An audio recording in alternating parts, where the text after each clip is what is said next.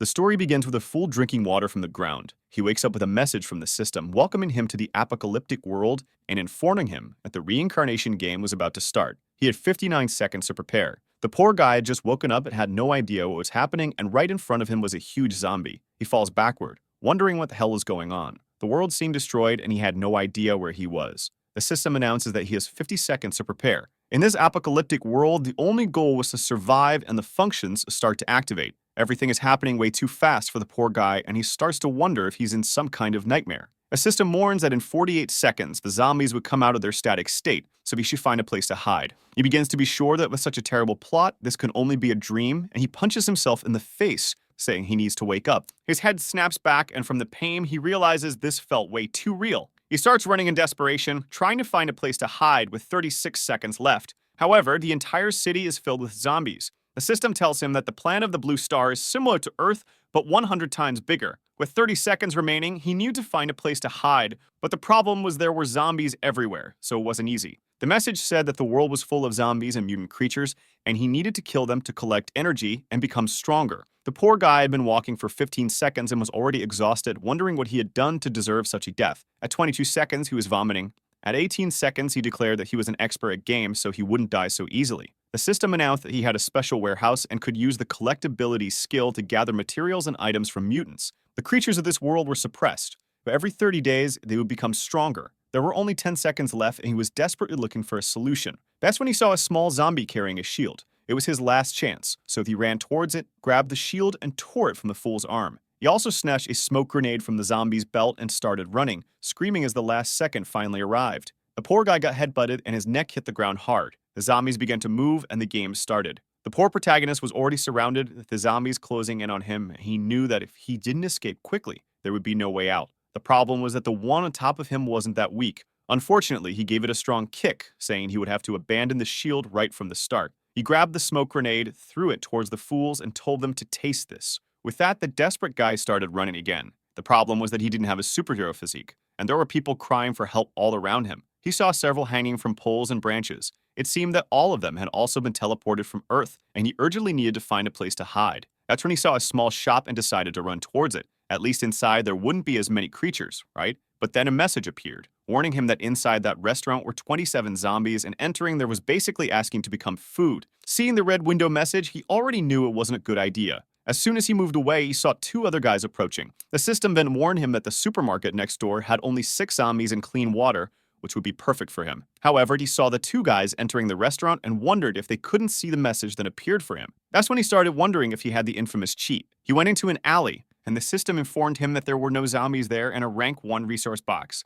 He entered the room and immediately closed the door. The biggest enemy for the scanner was clearly his own lungs. In the box, he found a bottle of mineral water, an axe, and a physical improvement potion. The system warned him that the human physical rank could be classified into 5 levels, and this potion helped advance it. The protagonist was impressed that by using it, he would get stronger just like that. In the apocalypse, there was no choice, so he used it right away. However, his arm started to swell terribly. The boy began to scream in agony from the pain, feeling like he was about to die. What kind of curse evolution was this? The system warned him that he only had a 30% chance of surviving that. The poor guy wanted to know what kind of game doesn't warn you about things like this. He lay on the ground like trash, writhing in agony, while outside a bunch of zombies were breaking in because of his screams. He began to bite his own lip, realizing he couldn't scream anymore, or he would attract even more. He would have to endure, no matter how painful. Outside, everyone was running away from the creatures. One of them approached a guy who prepared a katana and sliced its head off. The guy was impressed. It seemed like his average physique was really useful. He was going to be the best in this area.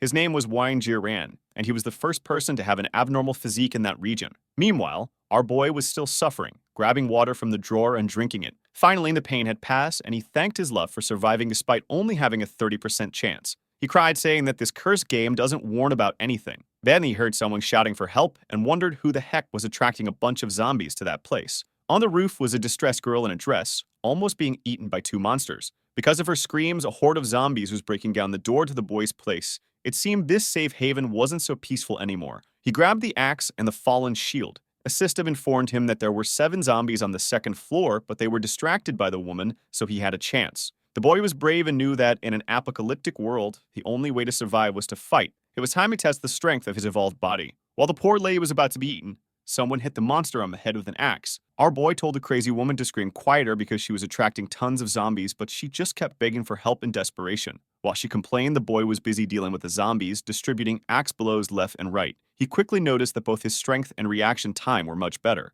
When she saw the dead monsters, she started screaming again, and he begged her to stay quiet for just 1 second. That's when the zombie horde burst into the building from below. The boy told her to grab his hand because they had to run, but seeing the number of zombies, she said she wasn't too keen on the idea. Meanwhile, the boy was busy collecting a bunch of items. Then the creatures reached his floor. He realized there wasn't enough time to save the woman. On the left side, there were no zombies, but there was also no way out. On the right, there were 11 zombies, but on the third floor, he would find something safe. Obviously, without any other choice, he headed right, and as soon as he turned, he ran into 2 more. The monster wasted no time and rushed toward him, but the boy wasn't weak either and quickly landed a blow on its forehead. The horde was getting closer and he prepared himself. This level 1 zombie was way too easy for him. He kept running, determined to clear the building. One of the fools even stuck its head out of the window. He saw the elevator, but as he got closer, he realized he needed a card to call it. Just then, smoke billowed from the side and a much larger zombie appeared in front of him. The boy turned around with a dumbfounded expression, wondering if he would have to fight that thing. The system informed him that the key to the presidential area was on the 3rd floor and that the creature in front of him was carrying it. He quickly noticed both the key and the elevator card attached to the zombie's belt. That was what he needed, so there was no choice. He lunged to take down the monster. His attack hit the creature's shoulder, but it didn't seem to do much damage. Worse yet, his axe got stuck. The monster threw a punch in return, but the boy managed to block it with his shield. However, the monster followed up with a charged punch, delivering a barrage of blows that crushed the boy's shield. He couldn't hold on, and the shield flew out of his hands. At the same time, another zombie came at him. Since his axe was stuck in the monster's shoulder, he couldn't defend himself. But the boy was brutal, grabbing the zombie's head and ripping it off, asking if it really thought he was that weak. The big zombie came at him from behind, so the boy threw the head into its mouth, telling it to eat that. He grabbed a fire extinguisher nearby and hurled it at the creature's face, causing it to stagger backward. Taking advantage of the confusion, the boy passed by, retrieved his axe, and snatched the key, knowing he couldn't kill the monster. He ran toward the elevator, desperately hoping the zombies wouldn't get close. Clearly, a few were already approaching. He noticed strange green veins on his face and wondered if that medicine had some side effects. The zombie began to react, but he quickly noticed it was wearing a police uniform and had a gun at its waist. The problem was that his body felt weak now, and more zombies were jumping at him from behind. He grabbed his beaten-up shield and managed to defend himself, but unfortunately, he'd have to leave the gun for later. As he threw himself into the elevator, the creatures approached. Finally, the door closed. He was exhausted. He hadn't had a moment to rest. The system informed him that now in the presidential area, he could use the card to enter a room without any zombies. However, the boy was struggling with a cursed poison spreading through his body. He said he couldn't resist much longer. He finally entered the suite, saw a refrigerator, dropped his axe, and started dragging himself toward it. When he opened it, at least there was a ton of water. He began drinking, and the strange curse seemed to disappear. It looked like water was even more valuable in this world than he thought, and having so much of it in that room, he basically had a treasure. Outside, everyone was being eaten by the creatures, while our boy was enjoying the good life. But man, this zombie play had way too many creatures, and people outside were screaming not to let them in while our boy was belching on the couch after drinking a Coke. Another guy with blue hair was with his group, hammering away at some zombies. His name was Zheng Hao, and he was suffering while the protagonist feasted. On the roof, the katana-wielding ones killed 3 people who didn't seem to be zombies. He thanked them for gathering supplies and said they were true heroes, while our boy just burked on the sofa. Wang Jiran said it was time to head to the police station to get some weapons. Sometime later, night finally fell. The city was completely overrun. In another location, Zheng Hao was monitoring the system, wanting to save more people and establish a survivor camp there. But the people with him were just praying to survive the night. A girl under a table told them not to be afraid. Back to our boy, he decided it was time to check out his loot. With an inventory that felt like something out of Minecraft, he had collected some fabrics, production items, and weapons. He realized he had gotten a lot of stuff, but would have to discard some of it to carry more water. He had also found a car key, and the system informed him that there were important items in the parking lot. The boy noticed there was some kind of global chat and wondered how the other players were doing. Some people were talking about dying of thirst, others about searching for a hospital, and of course, some were trying to negotiate items. He saw a message from Zheng Hao, who was trying to organize a base with his friends, and he was impressed. However, he didn't want anyone to find out about his ability to see hints, so he decided to continue traveling alone. At that moment, he noticed that a lot of people seemed to be selling sausages and water. It seemed that with the system, he could also trade items, which was perfect for him, since he needed to get rid of a lot of stuff. He noticed that a guy named Wanshu was selling sausages and water in exchange for a bunch of energy cores. He thought it was a good idea, but he knew that in an apocalypse, the value of water and food would only increase, so instead of selling food, he sold weapons and got more water and food. That's when a guy named Zhao Xiyu announced the map of the city campus. To get it, you had to join a private chat, and he accepted. Strangely, he saw an image of a sad and worn-out girl. The boy asked for the price, and she said she wanted water and a little food. He knew that with the map, it would be easy to figure out where the supplies were and which areas were dangerous, but he didn't want to let her know how much he valued it, so he made a low offer of half a bottle of water and some leftover food he had eaten and asked if she wanted it. His plan was to gradually raise the offer, but she accepted immediately. He confirmed the trade in the system, and the girl, emotional, said that he was truly different from others, not just helping for personal gain. The boy felt a little embarrassed and said it was always good to help people. She started drinking the water desperately, and he told her to slow down. He decided to add her as a friend so he could send her more later. He then asked if they could add each other and whether her location had as many resources as the map suggested. However, before she could respond, the chat ended. He figured she might be afraid of him because she was a girl and decided it was time to get some sleep. Another day dawned, and as always, there were zombies everywhere. Zheng Hao, no matter where he was always surrounded by girls. He was planning to go to the hospital to see if there were any resources or medicines there, while the boy decided to go down to the second floor. Armed with a shield and an axe, it was time to handle things. As soon as the elevator door opened, he dashed out in desperation, but strangely, the hallway was empty. He wondered what had happened. Even more bizarre was the human blood on the floor, and he didn't remember seeing any other players. Not to mention, it was only a drop, which meant it wasn't from a zombie, as they would have torn the person apart. This suggested that a player had been hunted by another. Worse, the killer probably took the revolver he had been after. Fortunately, he was on the third floor, and the person didn't have the key card. He started heading down the stairs, knowing he had to go to the lower floor to find that car. Meanwhile, Durham was jumping through a window, checking his stats to see if there was anyone else around. Considering the place was still somewhat empty, it must have been Durham who took the revolver. Our boy, meanwhile, was running through the parking lot, pressing the alarm to see which car was his. Soon, a big black armored vehicle peeped, but the signal also alerted some zombies. However, for these level 1 creatures, he was the biggest threat. He immediately smacked one in the face and collected some items as usual, before heading to the car, since it was a special mission vehicle, to have something more inside, a shotgun and a bunch of ammo. The boy felt rich. Now he wanted to see if there were more resources around. Besides, that assassin might be waiting for him by the elevator. Elsewhere in the hallway, it can drop to the floor. Durham was hiding, wondering what made that sound. Our boy had his weapon in hand. This had turned into Pyugiji. The system hacks informed him that there was an armed guy just ahead. Luckily, the boy was moving cautiously and hadn't been noticed yet. The can rolled, and Durham looked at it suspiciously. Our boy, a camper, said he wouldn't move unless the guy moved. Suddenly, someone outside started screaming for help. It seemed like the same woman from before, and somehow, she was still alive. At that moment, he heard the guy say it looked like the bastard was on the lower floor. Taking the opportunity, the boy jumped out of cover,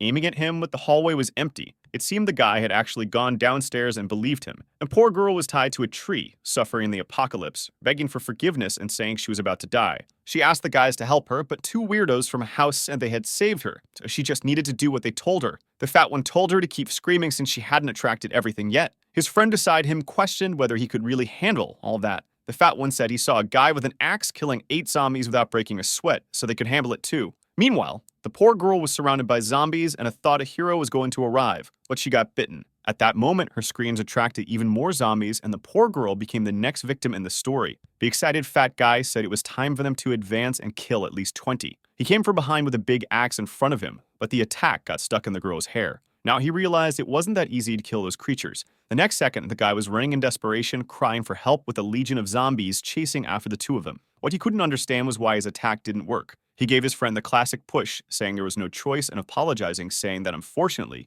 it was the apocalypse. His poor friend in agony said that when he turned into a zombie, he would eat that fat bastard. Our boy was hiding behind the grass, just camping, watching how morality had completely collapsed in this world. The worst part was that the fat guy was running in his direction, which attracted a ton of zombies and revealed his position. But then the guy tripped over a little rock and fell flat on his chin. Our boy smiled, saying he deserved it, and yet another person became a meal. Suddenly, a zombie seemed to turn around, and he quickly hid, afraid that the creature had noticed him. Not wanting to fire a shot and attract more attention, he pulled out his axe. The zombie got ready, and our boy went straight at him. 3 zombies lunged at him, but with his strengthened body, the axe sliced through them cleanly. He cleared out the creatures, and when he was done, he looked at the fat guy's body. The system tells him that he can loot the resources and even use the fat guy's ring to upgrade his own. Our boy quickly realizes that the only way to strengthen his warehouse is by killing other people, but then the system tells him to look up. He throws himself to the side, narrowly avoiding a sword strike from Jairan, who was impressed that the kid was that fast. Now our boy would have to deal with this guy.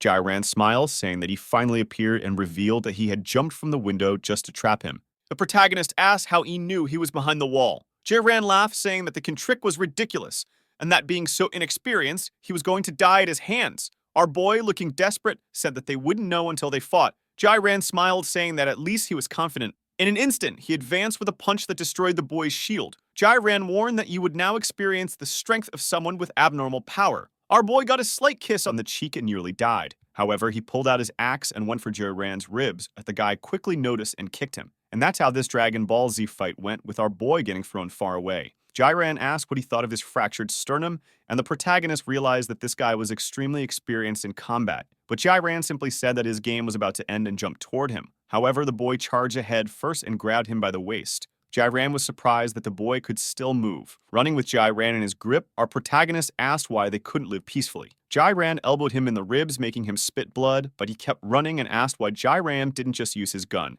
Jiran replied that since the boy wanted it so badly, he granted his wish, pulling out the gun. At that moment, the boy bit Jiran's arm, telling him he would kill him. He threw him away, and while Jiran was off balance in the air, the boy started pulling out his shotgun. But Jiran smiled and aimed his revolver, only to find a cannon pointed at his forehead. Exhausted, our boy now had Jiran sweating, saying that they could negotiate. Meanwhile, elsewhere in the city, a horde of zombies was running toward a truck. It was Zheng Hao and his group of friends, and he told everyone to head back to the gymnasium. If you thought our boy would forgive Jiran, you're wrong. His heart was pounding, but Jiran was sent to the next life. The problem was that our boy could barely move his body anymore. Just then, that girl from before, Zhao Xi Yu, wanted to talk to him. She appeared and asked why he looked so beaten up. Exhausted, the boy was told by her to get up because there were several zombies right behind him. She said she'd send him some adrenaline and told him to use it for a bit of strength. A system notified him that in 3 seconds, he'd enter a berserker state. He immediately injected it into his thigh. However, a few seconds still remained, and the zombies were slowly approaching.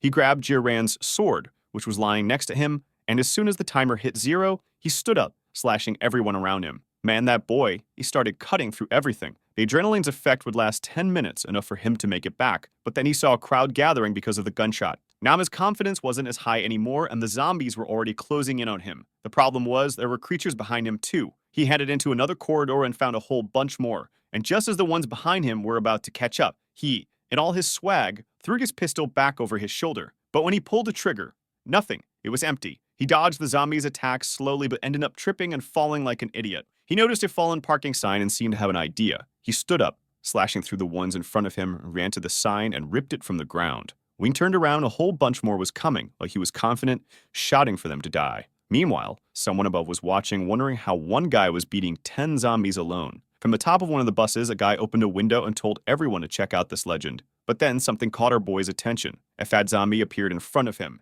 The system alerted him that the path ahead led to the river where some wires could stop this zombie army. Everyone was watching our boy, obviously curious to know who this legend was. The boy kept running until he reached the metal wall. It was his only chance to escape. He jumped over it, and at least now he was safe. He turned and said goodbye to the fools, but then his body began to collapse. The effects of the medicine had worn off, and he felt like a sack of potatoes. He tried to get up, but it wasn't easy. The system informed him that if he leveled up, he gained a stronger physique and that he had enough resources to do so. When he opened his inventory, he saw that it was full of food, water, and a ton of weapons. Everything he'd looted from Jiran. He had 105 energy cores, which he needed to level up. Of course, he immediately accepted. As soon as he leveled up, it felt like his body had reset, and he was full of energy. The system notified him that he had reached the peak of the human body rank, and that to level up again, he would need 300 cores. Our boy felt like his hand was as solid as stone, and to test it, he punched another zombie, destroying it instantly. The most amazing thing was that it didn't even leave a mark on his hand. He cried from the dust that flew into his eye, and the system informed him that he had been detected and that his ring was full. Since he had both Jiran's ring and the other guy's, he could evolve his own to level 2 and gain more space. Seeing that everything had worked out, he realized it was thanks to the girl who gave him the adrenaline, a crucial moment. The system warned that in 10 days, the zombies and mutants would get stronger. The people hiving were all devastated, and they didn't even have decent weapons yet. But Zheng Hao tried to stay positive, saying that as long as they kept working together, they would survive this crisis. Someone approached and said that starting tomorrow, they would attack the supermarket to gather strength. The muscle guy's name was Kai Hong Da, and the girl with the slim waist was Qian Zhenyu. Knowing the zombies would get stronger, everyone was determined to attack that place. The scene shifted to our boy's friend, who was eating desperately. He told her to slow down because no one was going to steal it from her. She happily said she was glad her medicine hadn't gone to waste. Our boy thanked her, saying that without her, he would have died. She replied that she had only done what was expected, help others. But the boy said there weren't many normal people left in this world anymore. She seemed to agree, a little sad. He then commented that she had been hiding under a table since that day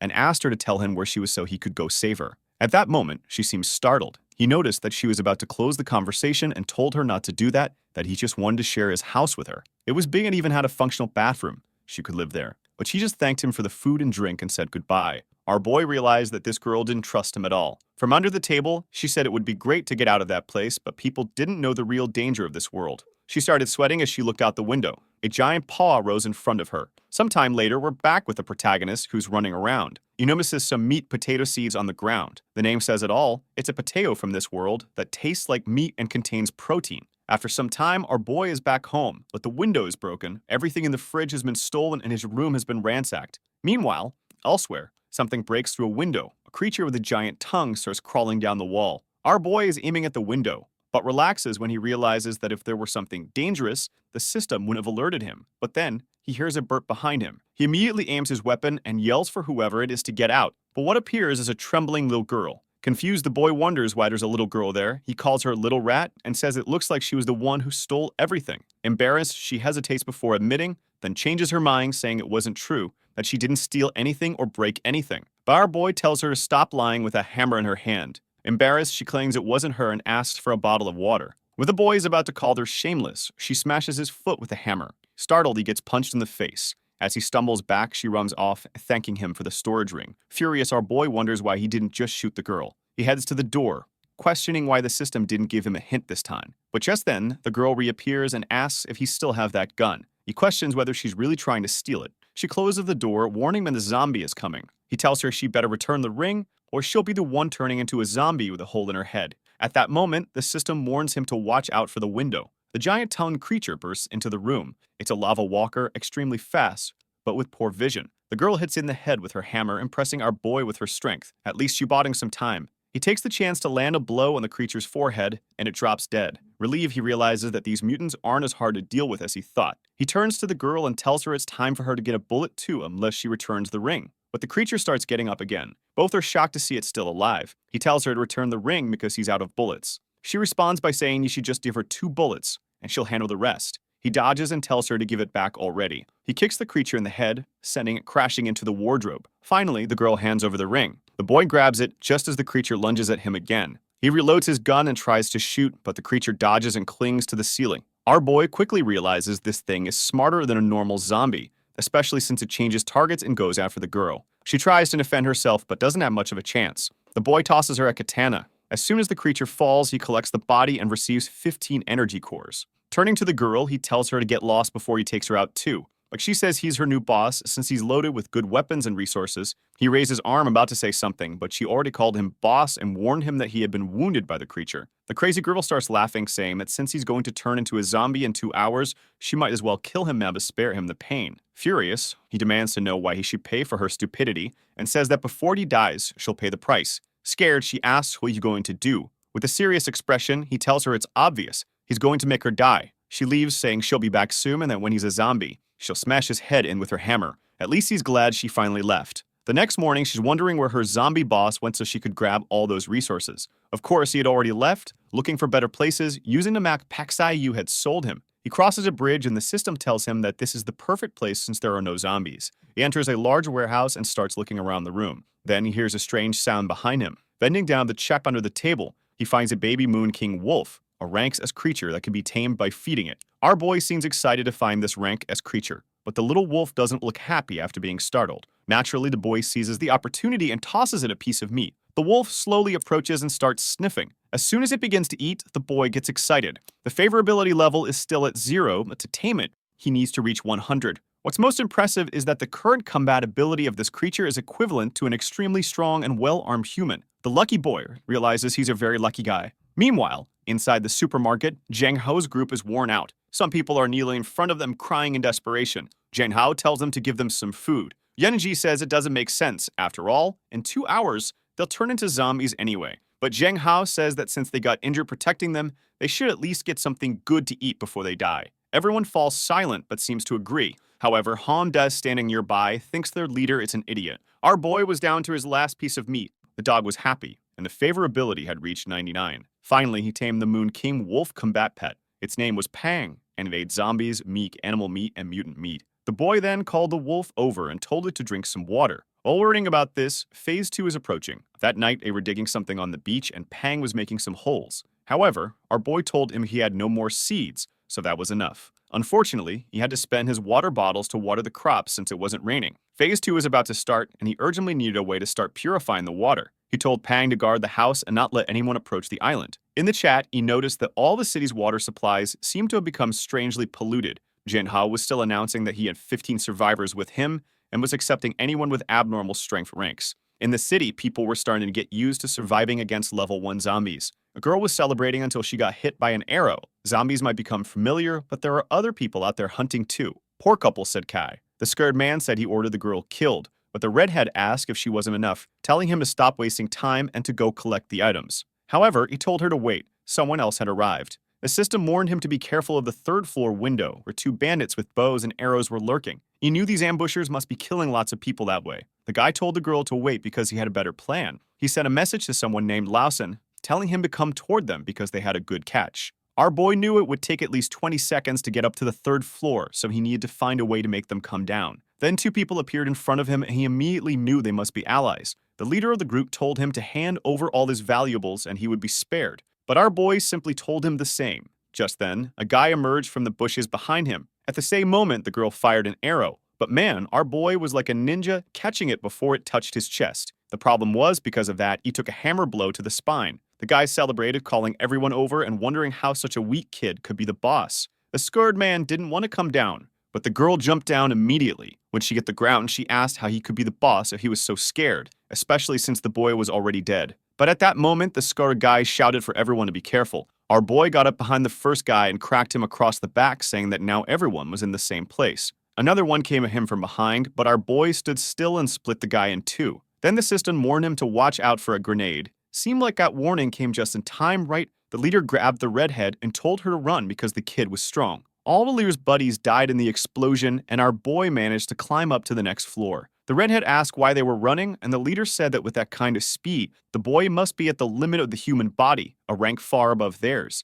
He looked back and saw someone following them, realizing that the boy would catch up soon. They both stopped and were startled by a giant zombie in front of them, and right behind them, our boy appeared. The leader said he knew they made a mistake by attacking the boy and offered to give them half of everything they had. But our boy said he wasn't a beggar, he wanted 80%. The scared man didn't want to accept, and the redhead said that once the giant zombies arrived, there would be no escape anyway. The protagonist told them they would be waiting for the zombies together. The system warned him that he would die instantly from a hit by the giant zombie. A twisted, hulking creature slowly approached, and the couple started to panic. The leader told the boy to drop his sword, and they would hand over the 80%. Our boy, without fear, threw his sword immediately. But that was part of the leader's plan. He was going to throw a grenade instead and steal his sword. However, the protagonist was just smiling. Giant zombie kept advancing, and the leader couldn't find the stupid grenade. That's when someone yanked the ring off his finger. He turned to ask Xiao who what she was doing, but the apocalyptic woman just shoved him. The poor guy had nowhere to run and took a massive punch from the giant. As his body was flung into the distance, he wondered why she did that. She said she gave him a chance to prove his love by helping hold off the zombies, and the poor guy was finally crushed. Then she pulled the pin on the grenade and blew everything up on top of the zombie. The boy was impressed by her reckless act. Of course, her friend was already dead. She saw the storage ring drop to the ground because what she had stolen was on the grenade. Just then, the giant zombie lunged at our boy. The system told him to run away from the giant and chase the girl instead. That was a better choice. He decided to come back for the ring and the sword later. Meanwhile, someone found the body of the girl who had been shot with the arrow. It was Zhang Hao's group. They knew it had been a bandit, but what they couldn't understand was why the resources hadn't been stolen. Then a guy yelled from a distance, saying that all the bandits they had seen were dead. Zhang Hao was shocked and told everyone to stay alert, believing it to be a trap. The redhead appeared around the corner, asking why the crazy guy was following her instead of going after the ring. But man, she got a kiss on the forehead and dropped dead instantly. Our boy appeared, looking desperate. Zhang Hao told everyone not to move. Without hesitation, the boy went to the redhead's body and started collecting the items. Zhang Hao told his friend to grab the rings from the nearby body and hand everything over to the boy. If he still refused to let them go, Han De would lead a group to escape. Zhang Hao then assured the boy that they had no bad intentions, and the lovely Zhen Yu placed the rings on the ground, offering a lot of valuable items in this apocalypse. However, our boy isn't simple-minded and quickly reloads 12 rounds. The poor redhead realizes that her charm didn't work. Zhang Hao warns everyone to be careful. Our boy picks up the ring and says he didn't kill those people, so it belongs to them. He returns it and walks away, and Zhang Hao asks him his name. Our boy says they can call him Lei Feng. Is it just me, or did we just now find out this guy's name? Our boy returned to the giant's area, but unfortunately, didn't find the sword or the ring. Behind a wall, guess who he found? That little brat, all happy because she found something amazing. With no other choice, he returns to his base. The crops had succeeded, but they would take 120 days to grow unless he used some fertilizer. He gathered 200 fertilizers, 20 of which increased the growth speed even more. After using them, the growth time was cut in half. Now he just had to wait for the seeds to plant everything and have an endless food supply. On the redhead's body, he had found a recipe for a simple water purifier. Pang was bringing the results from the item, and it seemed to work well, though the amount of water produced was still small. He stops and tells Pang it's time to see how he fights. The scene shifts to the city at night. Nagaro flies through the air, landing squarely in a zombie's head. Our boy is playing the role of the Green Archer, leaping across rooftops, while Pang in combat form is crushing everything below. Lei Feng is impressed with how much stronger Pang becomes in this form, but his current priority is leveling up himself. He collects 13 more zombie bodies and several crystals, now at 103 out of the 300 he needs to level up again. At that moment, Pang seems to notice something and leaps upward in an instant, but our boy tells him to come back because it's too dangerous. Pang was chasing one of those lava crawlers, but in this apocalypse, even mutants don't play around. They had set a trap. Pang manages to bite one of them, but another creature, a giant octopus-like mutant, falls on his back, biting everything. Pang turns around in desperation, but more mutants are closing in on him. In the air, one of them gets hit in the forehead by a slingshot. With Pang in danger, our boy can afford to miss a single shot. He fires another arrow, but it breaks upon hitting the creature. The mutant changes its target and rushes toward him. Perfect, he thinks. Now he will have to aim. One of the creatures leaps and roars, and our boy slices it with a cleaver, gaining 15 more cores. Pang still had one mutant clinging to his back, but at that moment, Pang wagged his tail, and our boy hit another arrow, finally killing the creature. It started getting devoured, and our boy told Pang to calm down. But then they realized these things weren't dead. Worse, they were starting to get surrounded by many more. Now our dear Lei Feng had nowhere to escape, or so it seemed. In fact, he was already running desperately, with Pang now in his puppy form. The problem was that their path kept getting blocked. He began to wonder why there were so many creatures in this strange area. The scene shifts back to Zhang Hao's group. They're still inside the supermarket, gathering all the resources they can when some creatures appear in front of them. Once again, a whole army of them was coming. The guys shut the door and warn that there are 4 strange creatures, which they've named creepers. Jinyu asks why there are so many of them. The creatures start throwing themselves at the glass. Zhang Hao orders them to build a barricade before everything shatters. Outside the city, our boy is cutting down creatures and collecting crystals. However, people notice that he's about to be surrounded. The strange thing is that he's killing the creatures on his own, and Zhemyu quickly remembers who this guy is. 2 more monsters leap onto Lei Feng's back, and she shouts for him to look behind. Our boy turns around with a cleaver, finishing one off, then draws his shotgun and blasts the other. Meanwhile, elsewhere in the city, that bratty girl was suffering from the heat. She thought it was strange because it felt like she had a fever. The system congratulated her for becoming awakened and informed her that she would receive a talent from the system. Zhang Hao then commented that the situation was getting too weird and they should all head back to the gymnasium. While our boy was running from 6 creatures down the street, they suddenly stopped. A message appeared, saying that some survivors had illegally awakened their powers and therefore Phase 2 would begin in 59 seconds. The system told him to kill these creatures before they evolved, as they would become dangerous. With 39 seconds left until Phase 2 began, our boy had killed all but 25. Lei Feng tried to take another path but was blocked by a giant zombie and a bunch of creepers.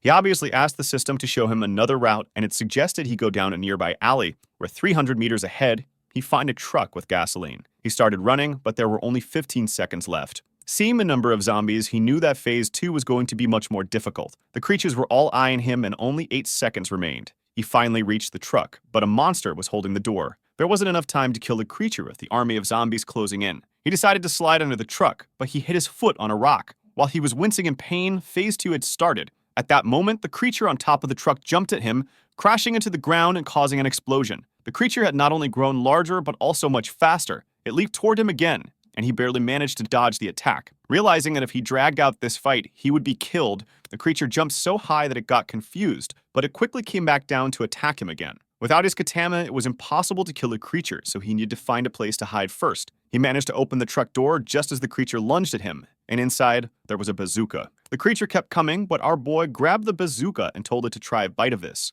Needless to say, the creature was disintegrated. Meanwhile, on top of a building, Jang Ho's group was being surrounded. He told everyone to hold on and that they would find a way out. Caillou was landing perfect shots with her arrows, while the rest of the team was already cheering. Suddenly, everyone began to hear the sound of footsteps. In the distance, a gigantic zombie was approaching. The girl with pink hair started crying, saying that today everyone was going to die. Jang Hao told her to keep fighting, assuring her that they would soon find the weakness of these monsters. But Hongdae said the only way was for someone to lure the zombie away. He turned and said he knew how to escape, but he would need a few brothers who were willing to sacrifice themselves. Jang Ho was shocked, turned around and told him to shut up. But Hongdae said that in the world of the fittest, some people needed to be sacrificed for the rest to survive. Jang Hao approached him when someone interrupted them. It was Kaxai Yu, telling them to stop fighting because the giant was heading toward them. Jang Hao kept running and killing zombies, telling everyone to follow him. Suddenly, Asura exploded and a creeper emerged. The problem was that it was one of the evolved ones. Hongdae said he had told them it would have been better if they had split up so at least some of them could survive. At that moment, a truck came barreling in. It was our boy, having the time of his life, mowing down zombies and collecting cores. He already had 583 of the 300 he needed. He advanced and became a level 1 awakened, activating the talent system. For level 2, you would need 1,200 cores and already had 288. He kept speeding up the truck and the group raised their hands, thinking they were finally saved. But that Narboy pulled out a bazooka. Without hesitation, he fired it. Everyone was shocked that he had something like that in the apocalypse. Jian Yu even said, "He's the man." Jian Hao immediately gave the order for everyone to follow the truck since it was clearing the way. Meanwhile, in another alley, a talent that the girl awakened allowed her to blend in with the zombies, so she would stay among them unnoticed. That's when a little puppy appeared, and she found it cute. But this was that same sneaky thief girl who had stolen from our boy. Sometime later, our boy drove to the right and Zheng Hao's group was safe. Hongdae asked if they shouldn't follow the guy to find out where he lived, but Zheng Hao said that would be crazy. This guy had already spared him once, and offending him wasn't a good idea. Meanwhile, Zheng Yu was already missing our boy, commenting on how strong he had become recently. A while later, our boy returned home and Pang was there. Li Feng got all excited seeing that his wounds had healed. However, someone was wondering who had arrived at her house. Apparently, Pang could communicate with our boy and passed on the information about what happened there. Just then, the system alerted him to something above. The girl arrived, saying that her zombie friend had finally returned. But our boy easily dodged and realized again how annoying she was. He hit her on the head and asked if that wasn't his sword she was holding. She then asked why he hadn't stayed in the room so she could kill him and take the ring. He commented that it seemed like she was the one about to turn into a zombie. She smiled wickedly, saying that was actually the ability she had awakened. At that moment, our boy almost slashed her, and she asked what he was doing. He tried again and she dodged. Then she stretched out her arm and activated a trap ability, a gas that turns someone with an abnormal physique into a zombie within 30 seconds. Our boy pretended to be affected and asked her to stop this cruel ability. What impressed him was how quickly she had evolved, but in any case, he couldn't keep her around anymore. He thanked her for taking care of Pang and told her she could leave now, assuming she had stolen everything from the kitchen. She said it was actually just payment for following her boss. He shouted through a loudspeaker, telling her that if she was paid, she could disappear now. She asked to stay, saying she had a bunch of ability books and 30 ring fragments, not to mention that she could pay for the food. But our boy said there was no negotiation because he didn't want to have to sleep with one eye open. She then mentioned that she knew of an armory with lots of ammunition. That changed his mind and he asked where it was. But she said she would only reveal the location in a week or else he might kick her out and the information would be worthless. Our boy told Pang to keep an eye on her, especially at night, and to report anything suspicious. As she turned to leave, he asked where the ability books she had mentioned were. She claimed he must be losing his mind, saying she had never mentioned ability books. He responded that he had forgotten he had enough bullets to deal with what was in front of him. Immediately, she remembered and said she did have some abilities. She stretched out her hand and several abilities ranging from climbing to wood collection appeared. Our boy reached out and began taking everything. He even commented that she had become much nicer, even offering up abilities without being asked. He then said he would give her some fertilizer so she and Pang could take care of the food, which would likely become scarce in this second phase. He left, telling her not to worry. She would take care of the entire island. Meanwhile, she thought to herself that it was much better to stay there, where it was safe and there was food. Back at home, the system informed him that he could use 120 cloth scraps to make level 1 protective clothing. At that moment, he realized he had received the Gene Improvement talent, which boosted his physique, endurance, and speed, as well as the Energy Improvement talent, which increased the amount of power he could extract from each core. The first talent increased his recovery rate by 10 times and everything related to speed by 50. The second one reduced the amount of damage he took and increased the efficiency of everything by 20%.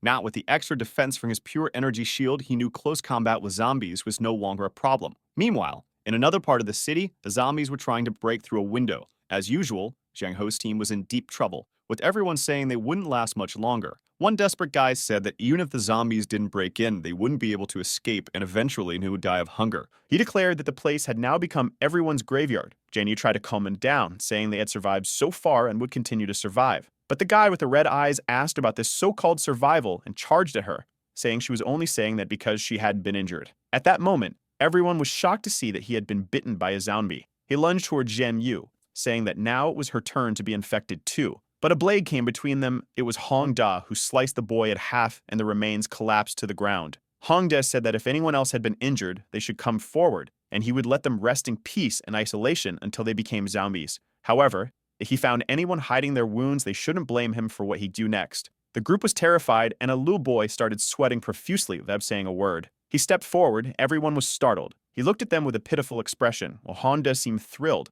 He rested his sword on his shoulder, and Zhang Hao told him that this wasn't the way Himmel thinks. The crowd started shouting, asking what Han De was planning to do. At the same time, Han De raised his sword to strike, but Zhang Hao blocked the attack with his own sword. Han De insisted, and boy, he cut the little boy like he was in a Photoshop edit, turning to Zhang Hao, saying that he needed to stop being so kind. The boy's body fell to the ground, and furious, Zhang Hao asked Han De if he hadn't promised to let the person turn into a zombie before killing them. Jen Yu added that the boy had been one of the most hardworking, the good person up to that moment. She began to lose her composure, pulling back her bow and saying that Honda was a bastard. But Honda reminded her that he had saved her, asking her who she thought she was pointing that bow at. Chen Yu was so furious, she was practically turning into an emoji until Zhen Ho grabbed her bow and told her to calm down because they were surrounded by zombies and couldn't afford internal conflict. She reluctantly put the bow away, and Honda was just smiling. Then, out of nowhere, he leaped to her, saying that anyone who shows intent to kill him deserves to die. But Zhen Hao stretched out his hand and explosions went off on Honda's chest. He fell, riddled with bullets, then slowly got up, looking like he was barely hanging on. He asked Zheng Hao how he had the courage to strike his childhood friend over an outsider. Honda wanted to know why he wasn't allowed to kill the weak, the ones who would turn into zombies, or the ones who wanted to kill him.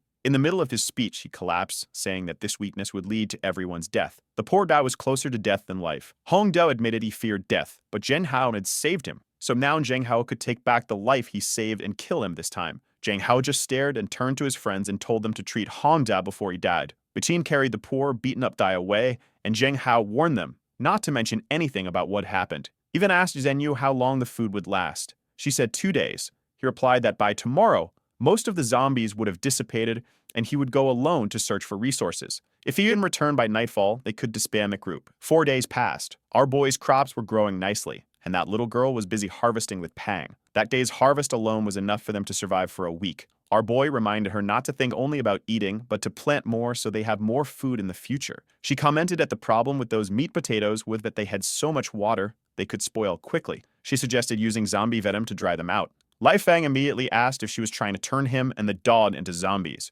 She apologized, saying that if he didn't like the idea, she wouldn't try it. A system gave a tip, but the plants would become poisoned, but their appearance and taste wouldn't change. So he told her to try it and see what happens. After using the zombie venom, a faint evil smoke appeared around the plants. She said it didn't seem to change anything, but he pointed out that this was the perfect effect, an easy weapon to harm people without them knowing. When he collected the crop, even the system didn't register any hint of poison in the item's name. He realized he had to be careful not to eat one himself. Then he started collecting some wood, absorbing a bit of energy from the cores. He crafted some bows and arrows. He told the girl to list the bows in the market for gasoline, food, crystals, and water. She pointed out that the bows only came with 3 arrows, but our boy said that was the secret to the sale. Once they had the bow, it would be easy to sell more arrows. She smiled, saying he was really ruthless when it came to trading. At that moment, he received a trade offer from Zhao Xiu and that other girl. As soon as he accepted, he got a bunch of items, which struck him as odd. He decided to call her. When he opened the call, she seemed desperate, telling him not to contact her because she had already given up. Lei Fang insisted, telling her to say what was going on. Just then, the creature destroyed her house while she was hiding under the table. She turned to the boy, saying she was about to die, but thanked him for helping her survive this long, hoping that the things she sent him would be useful. The protagonist kept insisting, shouting that he could save her, but the call disconnected. She was terrified at the creature the size of a window, saying the place seemed to be the armory she had visited before. Lei Fang grabbed her by the shoulder, shaking her and demanding to know where it was. She finally showed him a map with a location but warned that she had only walked around the perimeter and had no idea what was in the middle. Lei Fang immediately declared that they were going to that place. The truck sped through the city and the Lu girl commented that the number of zombies had decreased. Meanwhile, our boy was focused on rescuing Hexai Yu. That's when they saw someone face to face with a horde of creatures, and the girl mentioned that someone was fighting a mature Krauser. At that moment, Zheng Hao threw 3 daggers, hitting the creature squarely. As it staggered back, he retrieved the daggers and sliced its neck. He sprinted off while our boy watched, analyzing the situation. Our boy noticed that Zheng Hao had an extremely strong physique but hadn't leveled up yet. To be fighting creatures like this, you must be crazier than him. Zheng Hao threw another dagger, finishing off another creature. Zheng Hao stood there in shock, realizing the truck could handle things much faster. Meanwhile, our boy continued speeding through the city, not stopping for a second, mowing down all the zombies. The good thing was that he was collecting tons of crystal cores, and the girl was thrilled because she was getting half of them. He was now face to face with the giant zombie. The girl warned him to be careful because they couldn't predict what would happen. But our boy wasn't stopping for anything. He drove straight through the monster. She relaxed when she saw that it worked, and he reassured her, saying it was a reinforced truck. At that moment, a giant zombie fell onto the windshield, so he swerved and threw the creature off. Another one began crawling onto the roof, so he told her to take the wheel while he handled it. Opening the door, he climbed out and told Pang to keep an eye on his back and attack any distracted creatures. He jumped onto the roof, and it was clear that his speed talent came with some incredible balance. He was up there on the cabin while the zombies were falling. He activated his new shield, which would last 15 minutes. The creatures were closing in from both sides, but now he was confident, saying it had picked the wrong target. One came from behind, but he easily dodged, slicing it and gaining 36 cores. But just as he was feeling good, he took a bite on the shoulder. However, he was tough, and he punched the creature, tearing off his arm. Compared to fighting humans, these creatures were far easier, and now he was taking the initiative. He slashed another, finishing it off. The remaining zombies began to run away, and he was relieved that he had scared them off. It wasn't going to be easy otherwise. His recovery talent kicked in, and his body began to regenerate. But suddenly, another zombie appeared behind him, jumping to attack and trying to knock him off the truck. Our boy confidently told it that it should have run while it had the chance, rather than dying a miserable death. At that moment, Pang came from behind and finished it off, adding another 32 cores to the count. Meanwhile, from inside the truck, the girl screamed for him to hurry back because there was a huge horde of those giant zombies up ahead. She warned that they couldn't slow down and were about to crash head-on. The truck collided with everything in its path. Our boy opened the door and told her to get out of the driver's seat because he needed to get in. The truck seemed to be holding up, but they were teetering on the edge of a bridge. At the last second, he swerved, narrowly avoiding plunging into the abyss, but instead crashing into more zombies.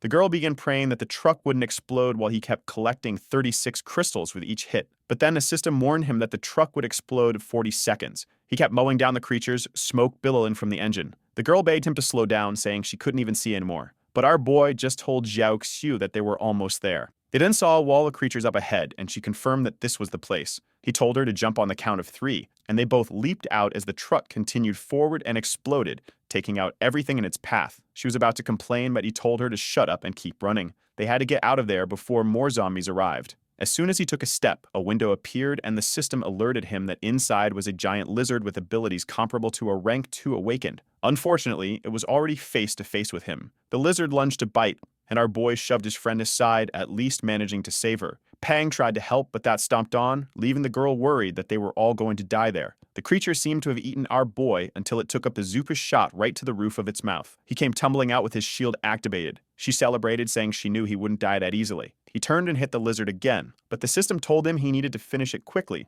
because it had high regeneration. He drew his blade and activated his shield. This was his only chance. He lunged at the creature, but just as he got closer, whipped him with its tongue, causing him to spit blood. His sternum was broken. The system informed him that the creature's eyes were its weakest point and its vital spot was in the spine. The girl used zombie smoke to impair the lizard's vision, which began to corrode its eyes. Lei Feng seized the opportunity to jump on its back, yelling for it to die. His attack hit squarely on its spine, causing the lizard to writhe in agony. But now, our boy was stuck hanging onto the creature like a fool. He started repeatedly stabbing it with his sword, commanding it to die. The creature writhed in pain for a while before finally collapsing, dead. Our boy started laughing, relieved that they had managed to take it down. The girl ran over, asking if he was okay. He said he was fine, but the priority now was finding Zhao Xiu. However, the girl just wanted to take a picture to show off on the Apocalypse social networks. After scolding her, she said she'd start looking. Our boy collected the creature's corpse, gaining several energy items. In the next scene, he was shouting for Kaxai Yu while saying his real name, Xiaoing Chen. Apparently, that scoundrel had lied when he said he was Lei Feng. He was starting to fear that she might already be dead. The girl told him to check a certain corner, and when they moved the debris, they found Kaxai Yu completely beaten up. She had been infected for a long time, but the girl managed to use her talent to remove part of the venom. Zhao Chen told her to keep healing while he stood guard to assure nothing got close. The system alerted him that the room next door was full of weapons and ammunition. He eagerly went to check it out, and boy, that he hit the jackpot. A whole tank, a bunch of ammo, several AK-47s, and bazooka rounds. But just then, they heard a strange noise. Everyone wondered what it could be. Zhang Shan told the girl to stay put while he went to investigate. Walking down the corridor, he spotted a golden chest and wondered why the system hadn't mentioned it. Strangely, there was a well behind it. At that moment, something came out of the well, and Zhang Chan immediately sensed danger approaching. He wished the thing would hurry up so he could blast it with the bazooka, but then he realized that some kind of new creature was emerging from the well. He turned to the girl and told her to open the door and start that car. She warned him that the other girl hadn't recovered yet, but just then, a giant monster appeared in front of them. Worse still, the bazooka shot didn't even damage it. The system notified him that it was a tanker giant with strength, speed, and sonic attacks. The monster slammed the ground, and Zhang Chen wondered if this could even be called a zombie anymore. He used a quick attack to distract it for a second and tried to land a blow to its neck. However, not only did his sword do nothing, but the monster turned and shot a laser. Our boy was slammed into the ground, but thankfully managed to dive into the tank. Grabbing the dog, they made a quick escape, while the monster roared, slamming its fist into the ground, causing everything to shake. At least inside the tank, they were safe. The girl kept driving, but the giant zombie was watching them, destroying the ground to make the path more difficult. Unfortunately, they fell into a pit. Zhang Chen wondered why the system hadn't warned them, thinking they might actually die this time, or maybe the system wanted them to fall. The tank landed intact on the ground, but what they found was even worse. They had fallen into a nest filled with eggs. The girl immediately asked if they should dump all the gasoline, crying as she mentioned it had cost them so many arrows and everything they had. But our boy insisted that they had to burn everything, or the entire city would be destroyed. Then the real problem arrived. A giant zombie jumped down from the ceiling and was heading straight for them. Zhang Shen realized they wouldn't have enough time, so they had to run. The girl took the wheel, grumbling that she never wanted to go out with him again since every time her life was on the line. The zombie punched the ground, and Zhang Chen started throwing gasoline everywhere. As the girl began to turn the tank, he dumped gasoline on the monster's face and pulled out the bazooka, saying goodbye. The shot ignited everything in flames, but the zombie kept chasing them. Finally, he yelled for the girl to speed up, and they managed to get some distance. The system congratulated them for burning 11% of the nest and rewarded them with a rank 2 chest. Our boy was shocked. If they had only burned 11%, that meant the nest was 10 times bigger. But the surprises weren't over yet. A poison-creating zombie appeared, capable of launching highly corrosive attacks. It immediately started attacking the tank's metal shell, and not even fortified armor could withstand it. There were 3 more up ahead. Zhang Chen told her not to stop or they'd die there. He took the wheel, saying the car wouldn't last much longer. They needed to get out of this crazy place. Sometime later, they had escaped the base. The two were hugging each other, crying with relief, saying they never wanted to return there. But they didn't have much time to rest, as an army of zombies was already approaching, led by giants. They had to wipe away their tears and keep fleeing. Worse still, they had to change direction, so they wouldn't lead all the zombies to the city. Some creatures started pounding on the roof, so once again, Zhang Chen told her to drive while he dealt with them. He killed another zombie next to them, but in the back seat, Sayu began screaming in pain. The girl explained that the poison had been fully cleaned out and now she was getting reinfected. Zhang Chen told her to keep healing while he tried to handle everything else. He started driving with his foot while hanging out in the car, wielding an AK. It was explosions and bazooka shots everywhere, and he was collecting a lot of crystal cores. He was up to 756 cores, meeting 1,200 to evolve. After another bazooka shot and more slashes, everything was burning. He kept collecting crystals and was up to 1,032. But the creature with the helmet wasn't affected by any of it. Zhang Chen turned to her and said they were heading toward a bridge. The creature kept chasing them, and Zhang Chen said it was time for them to stop following him. He fired a bazooka, collapsing the bridge onto the monster. He celebrated, thinking the thing must have died. But of course it hadn't, though now it was slowed down by the water from a nearby dam flooding its chest. At least that gave them a bit of a break, and they finally made it back to Changying City. Zheng Hao's group was heading back to their base as night fell. He asked what Honda had been up to, and someone told him that Honda was delivering all the resources and saying he would now follow Zheng Hao's orders. Zheng Hao told them to leave Honda alone. He seemed to be behaving as part of the group again. Then something passed by them. Everyone was shocked to see someone had a tank. The scene shifted to our boy's house. It had been tough, but he finally got the woman in bed, right? His friends were all exhausted too. Pang was licking Shalaxy's face, and her boy thanked her, saying she had done a good job. She widened her eyes, grabbed his leg, and said she was glad he finally called her by name. He told her that from now on they were family and to send him a message when Xiaoyu woke up. That day it was raining, so he decided to relax a bit and check out the most important thing, the rank 2 chest he had received for destroying part of the nest. Inside, he found a bunch of items, including advancement potions, talent crystals, pet upgrades, food, resources, and more. He broke one of the crystals, upgrading both of his talents. He even had a talent tree and decided to focus on increasing his defense since for now he could still rely on his sword. He gained a new ability that reduced damage by 30% for a short period. He spent everything to evolve both talents, becoming surrounded by energy. He thought it was strange. His body felt both cold and hot at the same time. Maybe this was the concentrated attack power he gained. With that, they went to sleep and the day arrived. Our boy woke up smelling something delicious. He immediately wanted to know where the smell was coming from. It seemed the fight from the day before had paid off. Our boy had earned himself some good food. She thanked him, saying that since he saved her, her life now belonged to him. Our boy replied that if it weren't for her medicine earlier, he would have died too. Shiki, who was nearby, was fuming and told them to stop chatting and eat because she was hungry. Our boy was impressed at how well she had prepared the meat potatoes. She said she used to cook a lot a long time ago and would happily cook for him every day if he wanted. At that moment, Xiaorexai mentioned that a giant zombie was approaching. He turned in surprise and she sneaked a piece of potato, but he wasn't fooled. He drew his sword, cutting her fork and telling her to stop stealing other people's food. But she shot back, saying that after what happened yesterday, she would eat whatever she wanted, regardless of what he said. The two started arguing and Xiaorexai Yu told them to cut it out.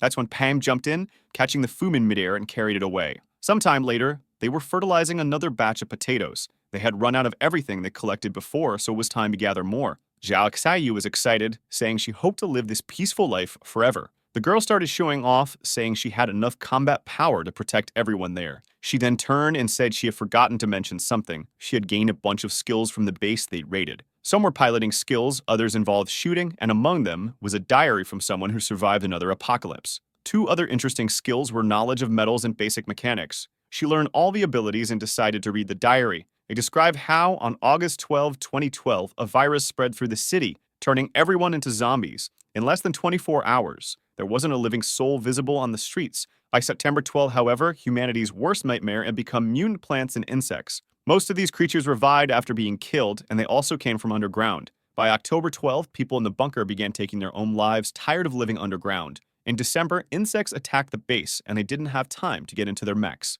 When the elders heard this, they wondered if there were also armed robots in that place. The scene shifted to Xiao Xie driving the tank through the city, feeling confident now that our boy could repair it. She was calm about going out to kill zombies. Pang had evolved, and dealing with the smaller zombies was now extremely easy for him. They knew they needed to keep getting stronger, so standing still wasn't an option. In classic superhero style, John Cham leaped into battle, acting like he was in a Marvel movie, stomping the ground and breaking everything around him. Even a Kai Yu from the third floor was firing bazookas. These low-level creatures were now basically free experience, and they continued clearing out the entire city. Man and Zhang Chen hit them with a laser blast, cleaning everything out, but it hurt his hands so much that he realized he should save it for the right moment. He kept absorbing everything around him and collected over 700 crystals. Finally, he had enough to advance another level, becoming a rank 2 awakened. To reach rank 3, he now needed 6,000 energy. His fire and ice abilities also evolved. He gained 4 talent points and decided to spend them all. He jumped, and in the next second, he appeared beside Xiao Xi.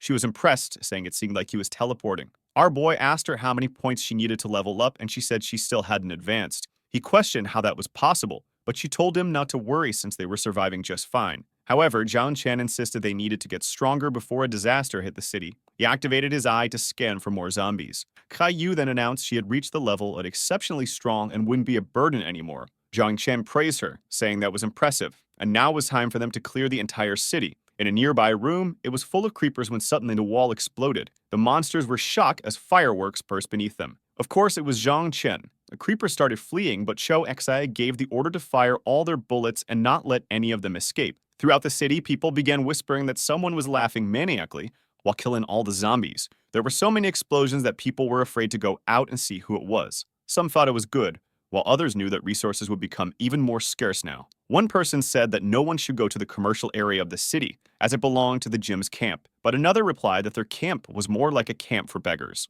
Since everyone who joined that group is only starving, the one with the smirk, Honda's avatar, says that anyone curious is welcome to visit them. Then Jing Hao appears, apologizing for his friend, explaining that they have no intention of monopolizing the city's resources. Back at the gym, Hondo is angry as usual, asking why they were just standing around when they could be out collecting resources now that most of the zombies have been killed. Zhang Hao responds that the reduction in zombies is only temporary, and soon more will appear in the city, so it's not worth risking everyone. But Hongda argues that the biggest risk they're facing is running out of resources and dying of hunger. Zheng Hao asks again why he's not following the group's orders, but Honda simply raises his hands and says that tomorrow he will occupy the commercial area and gather as many resources as possible. This caused a division within Zheng Hao's group, and he realized that now, without zombies, the bigger problem would be dealing with humans. Back at their comfortable home, the banquet is served, with some very delicious things arriving at the table. Xiao Xe was impressed by how many different dishes Caillou could make using just those potatoes. Once again, Xiao Xe wanted to monopolize the food, and our boy was too lazy to argue.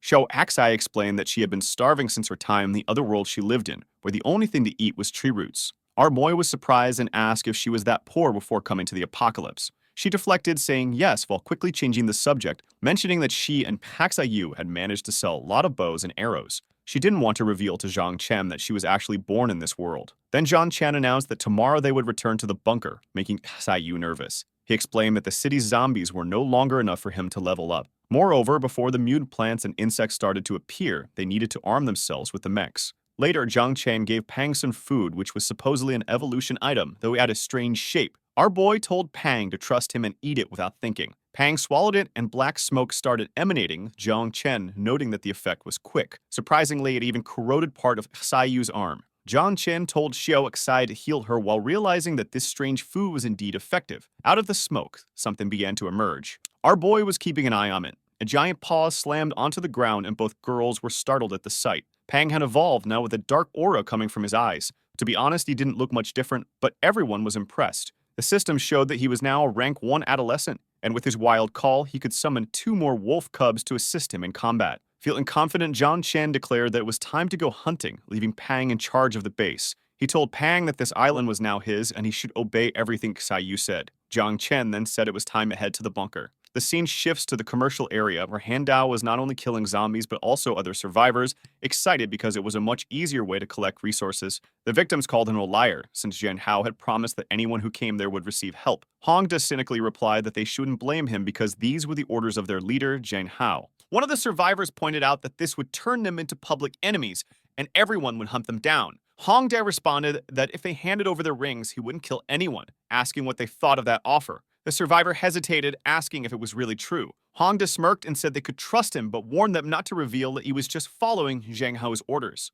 The survivors handed over their rings and ran away in desperation. Hongda, increasingly deranged, declared that he would finally make Zheng Hao as notorious as he always wanted to be. At that moment, 2 people from a rooftop aimed a sniper rifle, which was oddly floating in the air since the artists hadn't bothered to draw it in their hands. They informed Hongda that the 3rd wave had arrived, and it was time to teach him a lesson. They aimed at the building and fired a shot, hitting Hongda squarely and sending him flying. The survivors ran to Zheng Hao, reporting that the captain had been captured. Zheng Hao told them to calm down and explain what happened. The person lied, saying they had followed his instructions, searching for resources in the commercial area, but they encountered some strange people they had never seen before. Jinyu asked where the rest of the group was and how he had managed to escape. The boy handed over a list of resources, saying this was the price the bandits demanded, warning that if they didn't pay, the entire base would be attacked. Jinyu quickly realized that the demand amounted to half of everything they had in the base. Zheng Hao told everyone to stay calm, reasoning that these bandits wouldn't dare attack a base in the middle of a city full of powerful players.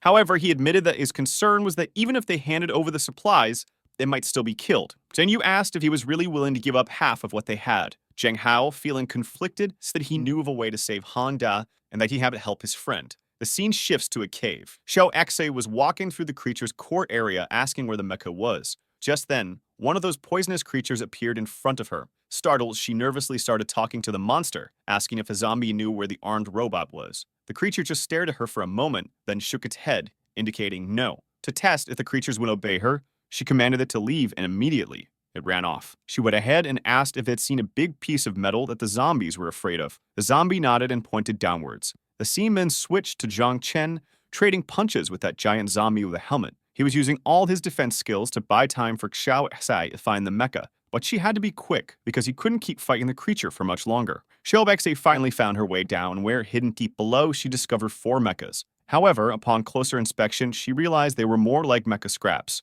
None of them were connected or operational, and everything was broken. Only one seemed somewhat intact, but even that one wasn't in great shape. She called Zhang Chen, telling him about the broken mechas and the 5 giants patrolling the area. Zhang Chen noticed the one that seemed relatively intact and said he could fix it, so he was on his way. She thought it was too risky, but he replied that sometimes you had to take risks to get rewards, so he was going for it. The giants looked calm while Xiao Xi hid, but suddenly, explosions started happening below. The zombies rushed down, crazed, throwing themselves into the fire to see what was happening. Zhang Chen used the chaos to reach her, telling her to use the smoke as cover, while he tried to fix at least one mecha. He had the materials, but the problem was that it would take him 30 minutes to repair even one of them. Our boy handed over another 100 grenades and told her to keep throwing them as he got closer. Xiao Xi was terrified and didn't want to die, but Zhang Chen reassured her that he trusted her talent. Meanwhile, some zombies were returning. She grabbed the bazooka, saying she'd buy time, but he had better save her when it was ready. Zhang Shan noticed that it was getting more expensive to continue the repairs.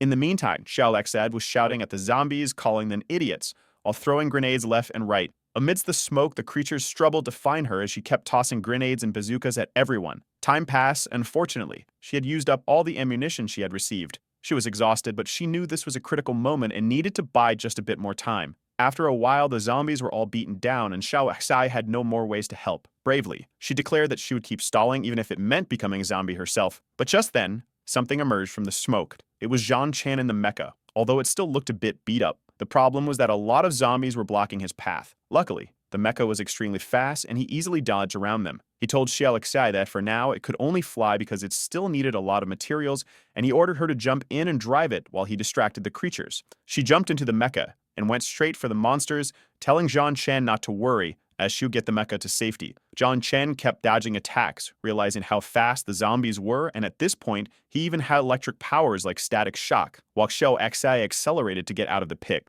Zhang Chen celebrated, saying that those fools were looking in the wrong direction, and then he hit them in the face, telling them that he was their target. Meanwhile, Zhen Yu was causing a commotion, throwing rocks at people's homes, hoping someone would come out to help them. That's where she encountered Pang by a river. Before she could figure out what was going on, the monster lunged at her. Luckily, she dodged in time but wondered why there was a monster protecting this area. A second later, Pang was right behind her. She didn't know how to escape. She thought about running to Zhang Chen to see if he could handle the situation, but Pang was already closing in. The scene shifted to Han Da, tied up and surrounded by 10 men from another city. A blonde guy announced that their time for resources was up, so it was time to finish him. They poured gasoline all over him, and Honda thought to himself that in the end, he really was just being used by Zheng Ho's group. The guy in sunglasses apologized, saying that was really going to hurt, but suddenly, Honda was startled by something. Everyone heard footsteps approaching. It was Zheng Hao, walking in like a Chad, all alone. The blonde guy asked where the guards were, and Zheng Hao responded that no one was answering. Calmly, Zheng Hao took off his ring, saying that it contained the resources they wanted and asking them to leave his people alone. But the guys all pointed their weapons at Zheng Hao, saying there was no negotiating with someone who just showed up out of nowhere. Zheng Hao had expected this to happen, and the blonde leaders said they weren't just going to take the resources, they were going to take their lives too. Zheng Hao asked if the blonde guy really wanted to blow up the whole place, and the blonde guy scoffed, asking how he planned to do that while being there alone. Zheng Hao opened his shirt to reveal a few explosives strapped to his chest. The blonde guy raised his hands and told his men to let the boy go. He was fuming as they retreated, instructing his men to follow Zheng Hao and blow him up along the way. However, as soon as Zheng Hao made his exit, he ran off at full speed. Honda, injured and struggling to keep up, begged him to slow down because his wounds were reopening. That's when Zheng Hao revealed that all the bombs on his body were fake. Honda was furious, while Zheng Hao wondered why Zhen Yu hadn't been able to lure the creature yet. Since Plan A hadn't worked, it was time for Plan B. Suddenly, the guy dropped in front of them. Clearly, he had a gun but no brains because it would have been smarter to use it from a distance. Honda began cursing at Zheng Hao, saying that if he had brought everyone, it wouldn't be about to die. But Zheng Hao argued that he couldn't risk his comrades' lives. Honda shot back, accusing Zheng Hao of trying to be a hero instead of truly wanting to save him. As they bickered, the bald guy yelled at them to stop arguing and just lay the bombs on the ground so everyone could leave in peace. But right then, a wolf appeared behind them. The guy turned, startled, wondering what kind of monster it was, assuming this was part of Zheng Hao's plan. Of course, it was Pang, now evolved. The madman started laughing, saying this whole plan was ridiculous, when suddenly, Zhen Yu yelled from the nearby window, telling them to run. Seeing how scared she was, Zheng Hao knew something was wrong. In an instant, he tossed his smoke grenade. The bald guy turned and shouted not to let him escape, but Pang sent a shadow attack, catching them off guard. The shadow transformed into a dog and delivered a vicious bite. Meanwhile, back at the base, the blonde leader was growing impatient, wondering why it had been an hour, and there was no news that the group had been eliminated. What he didn't know was that everyone at the base was running around in panic, trying to figure out what kind of monster they were dealing with. The blonde guy guessed it was a war pet, and ordered everyone to start shooting. They emptied their magazines, but nothing seemed to affect Pang, who leaped into the middle of the group, tossing them aside effortlessly. Before they could react, Pang was clawing at their chests.